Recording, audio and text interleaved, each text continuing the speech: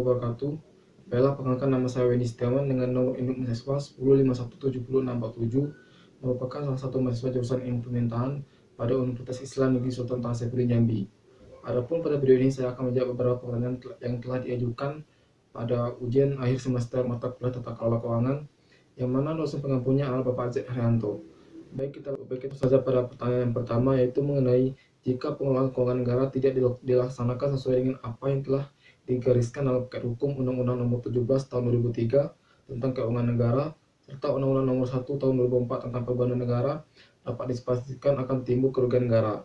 Jelaskan yang dimaksud dengan kerugian negara dan uraikan sekurang-kurangnya 4 perbuatan yang menyebabkan timbulnya kerugian negara. Adapun penjelasan tentang kerugian negara terdapat pada 3 undang-undang yang membahas hal tersebut, yaitu sebagai berikut. Yang pertama adalah menurut pasal 1 angka 15 Undang-Undang Nomor 15 Tahun 2006 tentang Badan Pemeriksa Keuangan Negara.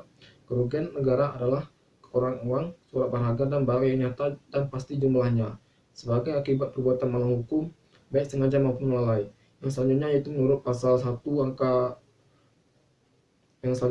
pasal 1 angka 22 Undang-Undang Nomor 1 Tahun 2004 tentang Perbendaharaan Negara, di mana kerugian negara adalah kekurangan uang, surat berharga, dan barang yang nyata dan pasti jumlahnya sebagai akibat perbuatan melawan hukum, baik sengaja maupun lalai. Selanjutnya menurut pasal 32 ayat 1 Undang-Undang Nomor 31 Tahun 1999 tentang pemberantasan tindak pidana korupsi, yang dimaksud dengan secara nyata telah ada kerugian keuangan negara adalah kerugian yang sudah dapat dihitung jumlahnya berdasarkan hasil temuan instansi yang berwenang atau angkutan publik yang ditunjuk. Dari ketiga pasal tersebut dapat kita simpulkan unsur-unsur kerugian negara. Yang pertama yaitu adalah unsur kekurangan uang, surat berharga, dan barang yang nyata dan pasti jumlahnya. Yang kedua adalah akibat perbuatan melawan hukum. Yang ketiga adalah sengaja maupun tidak sengaja melakukannya. Perbuatan yang mampu menyebabkan kerugian negara yang pertama adalah korupsi, di mana korupsi adalah tindakan seseorang yang menyalahgunakan kepercayaan dalam suatu organisasi untuk mendapatkan keuntungan pribadi. Hal ini jelas perbuatan melawan hukum yang disengaja untuk kepentingan diri sendiri. Korupsi semisal ini adalah hal yang paling banyak menimbulkan kerugian negara dari dampak yang dilakukannya. Yang selanjutnya adalah illegal fishing, adalah kegiatan perikanan yang tidak sah, kegiatan perikanan yang tidak diatur dalam peraturan yang berlaku, aktivitas tidak dilaporkan kepada suatu institusi atau lembaga perikanan yang berwenang.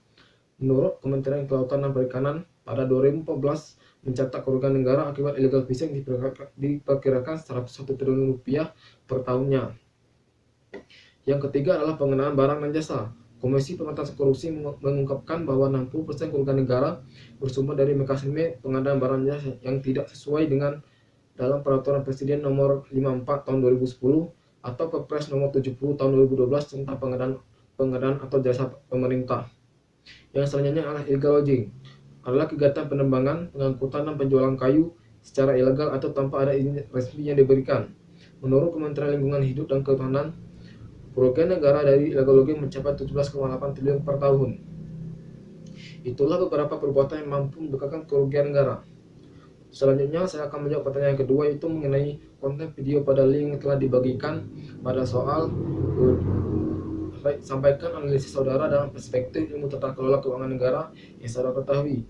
Jadi menurut pendapat saya, pembahasan di video yang membahas masalah dana siluman yang terdapat pada APBD ini merupakan praktik baru yang menyebabkan terjadinya kerugian negara, di mana anggaran yang tidak pernah dibuat sebelumnya ketika disahkan sudah terdapat pada lembaran anggaran tersebut.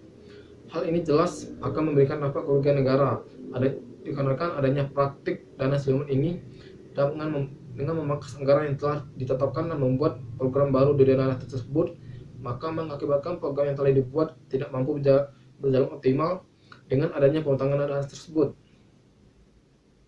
Mungkin kasus seperti ini banyak terdapat di daerah lain, akan tetapi belum terungkap ke publik atau bahkan pemerintah dan legislatif yang ikut bermain dalam hal ini. Permainan seperti ini bisa menyebabkan banyak orang di setiap mereka melakukan aksinya. Kita harus menggunakan teknologi untuk mengatasi hal ini, yaitu dengan menggunakan e-budgeting, di mana adalah sebuah sistem penyusunan anggaran secara elektronik. Melalui penggunanya di sektor pemerintahan diharapkan mampu memberikan keamanan di dalam setiap pelaksanaan penganggaran dan mencegah terjadinya praktek yang bisa menyebabkan kerugian negara. Selanjutnya saya akan menjawab yang ketiga, yaitu mengenai pandemi COVID-19 yang terjadi adalah cobaan bagi kita semua, Di Indonesia, dalam perspektif pengelolaan keuangan negara, pemerintah pusat hingga pemerintah daerah telah mengambil langkah-langkah dalam rangka penanganan pandemi ini. Pertanyaan adalah, apa yang saudara akan lakukan jika Anda adalah seorang kepala pemerintahan pemegang kekuasaan atas pengelolaan keuangan negara sebagai bagian dari keuangan pemerintah? Jelaskan dan uraikan. Jadi sebenarnya saya sebagai kepala pemerintahan yang sah, dan ketika wabah ini mulai menyebar pada suatu negara, maka saya akan melakukan antisipasi terlebih dahulu di negara yang saya pimpin. Karena di era globalisasi, masyarakat bisa berpergian kemana saja, dan hal ini mempermudah penyebaran virus ini. Selain itu, perlu adanya anggaran yang harus digunakan untuk mengatasi hal ini, meskipun tidak pernah dianggarkan sebelumnya. Seandainya saya sebagai kepala pemerintahan negeri ini, maka saya akan berkoordinasi dengan bawahan agar anggaran untuk mengatasi permasalahan ini bisa didapatkan yang sebelumnya tidak pernah dianggarkan. Bisa untuk kita dapatkan segera mungkin agar proses mengantisipasinya dapat berjalan lancar. Maka diperlukannya koordinasi yang baik terhadap bawahan agar semua ini dapat tercapai. Anggaran ini bisa kita dapatkan dari dana hasil pemotongan program-program yang dirasa belum sepatutnya untuk dilakukan, dan menghentikan sebarang kegiatan yang dapat mengeluarkan dana yang besar, dan serta menjalin kerjasama dengan pihak swasta untuk sama-sama mengatasinya, baik dalam bentuk sumbangan anggaran maupun bentuk sumbangan barang dan jasa. Hasil dari pemotongan anggaran ini bisa kita manfaatkan untuk penanganan pandemi ini maupun memberikan bantuan kepada masyarakat yang terkena dampak pandemi ini dengan memperhatikan aspek sosial dan kebutuhan masyarakat. Di sini saya selaku kepala pemerintahan bisa memungkinkan bawahan saya, baik lembaga kementerian maupun pemerintah daerah, untuk sama-sama mengatasi permasalahan ini. Dengan melakukan pemotongan anggaran bukan berarti seluruh program pemerintah dihentikan, tetapi dipilih di mana program yang diprioritaskan dan bukan prioritas. Setelah dipilih, maka program yang bukan prioritas kita harus berhentikan dulu, dan anggarannya kita gunakan untuk penanganan pandemi ini. Setelah pandemi ini berlalu, maka program yang sempat diberhentikan dan dialihkan dananya, maka kita anggarkan ulang dan kita lanjutkan di tahun berikutnya. Selanjutnya, saya sebagai kepala pemerintahan akan memangkas dana belanja barang dan jasa yang telah dianggarkan, sehingga dari adanya pemangkasan dana tersebut bisa kita manfaatkan untuk mengatasi hal ini.